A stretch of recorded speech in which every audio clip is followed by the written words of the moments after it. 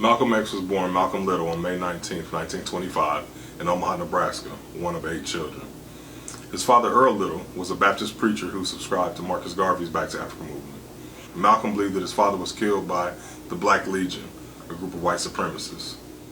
After finishing 8th grade, Malcolm dropped out of school and traveled to Boston, where his older sister Ella lived, and then to New York, where he supported himself by running numbers, dealing drugs, and even pimping. He wore zoot suits and dyed his hair red, which earned him the nickname Detroit Red. He relocated to Boston again, where he organized a robbery ring that was uncovered by the police in 1946, and he was sentenced to 8 to 10 years in prison. Malcolm used the time behind bars to educate himself in the prison library, where he learned the fundamentals of grammar and increased his vocabulary tremendously. It was here that a few inmates introduced Malcolm to a new religion and movement, the Nation of Islam. Malcolm's younger brother Reginald, already a member, visited him and told him about Islam and about Allah. Much of what Reginald said confused Malcolm, but 2 phrases took root in his head. The white man is the devil, and the black man is brainwashed. Malcolm learned that if he wanted to join, he would have to accept the theology and submit to its founder and leader, Elijah Muhammad. In 1952, Malcolm was finally paroled from prison. Rather than returning to a life of crime, Malcolm committed himself to learning more about Islam. In 1958, Malcolm married Betty Shabazz, a Muslim nurse, and together they had 4 daughters, plus 2 more born just after his death. Over the next several years, Malcolm became the spokesperson for the Nation of Islam and became one of its most famous ministers. Malcolm was a powerful speaker, attracting thousands of African Americans into the fold with his charismatic speeches and rich and powerful words. Malcolm's charismatic personality also attracted the attention of the white media. Unlike Dr. Martin Luther King Jr., who believed in nonviolent tactics to achieve equal rights for blacks, Malcolm favored a more revolutionary program that would create a separate society for blacks in America and protection by firearms. Malcolm's relationship with the media displeased Elijah Muhammad, for he felt that the Nation of Islam's messages were being overshadowed by Malcolm's newfound celebrity. In early 1960s, Malcolm learned of paternity suits filed by 2 women of the Nation of Islam who worked for Elijah Muhammad as his secretaries. Determined to get to the bottom of the rumors about Elijah Muhammad, Malcolm met with the 2 women and later privately with Elijah Muhammad, who did not deny the allegation.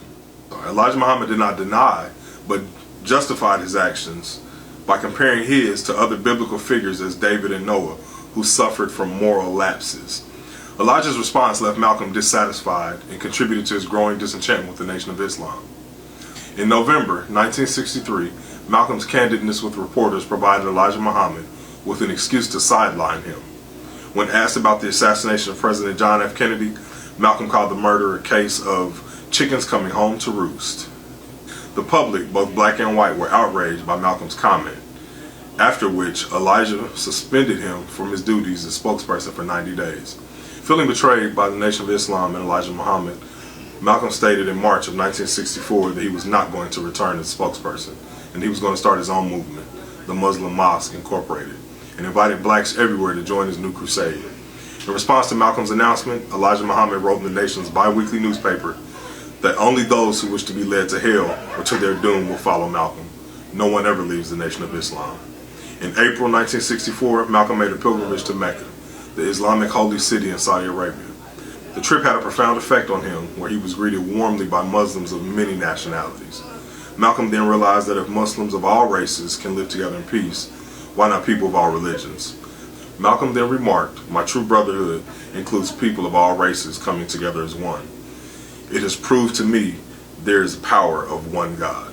Upon his return to the U.S., death threats continued, leading to his house in Queens, New York being firebombed in February 1965. His assassination was a week later at the Audubon Ballroom in Harlem, New York, where he held weekly meetings.